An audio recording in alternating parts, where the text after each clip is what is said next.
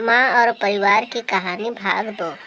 लाख मना करने के बाद भी दोनों बेटों ने बंटवारे की तारीख तय कर दी और उन्होंने अपनी बहन को भी बुला लिया। तभी उनका गंवार भाई कहता है कि तुम लोग बंटवारा कर लो, मुझे जो बचे वो दे देना या ना देना, मैं शाम को आकर अंगूठा लगा दूंगा।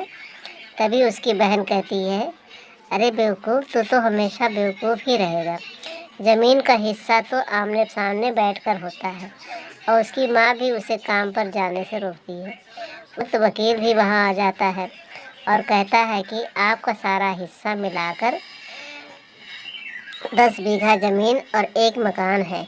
अब यह बताओ किसको कितना हिस्सा देना है, मैं उसी हिसाब से कागज़ बनवा दूँगा।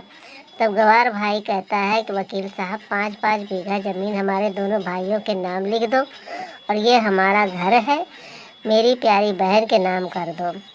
तब दोनों भाई पूछते हैं कि तू क्या लेगा। गंवार भाई कहता है कि मेरे हिस्से में मेरी प्यारी माँ है। वह अपनी पत्नी की तरफ मुस्कुराते हुए कहता है कि ने गलत कहा। उस गंवार और अनपढ़ की पत्नी अपनी सास से लिपट कर कहती है, माँ से बड़ी वसीयत क्या होगी मेरे लिए। उसी वक्त उसका गंवार पति भी अपनी माँ से लिपट जाता है। गंवार बेटे और बहू के प्यार ने जमीन जायदाद के बंटवारे को एक सन्नाटे में बदल दिया।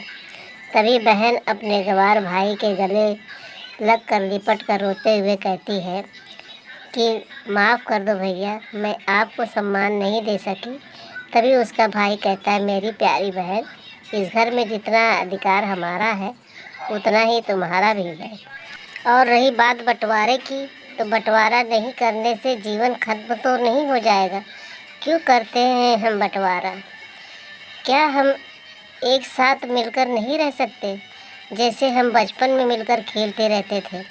एक साथ मिलकर रहने को ही तो कहते हैं एक अच्छा परिवार। और उसके परिवार को संभालती है एक माँ।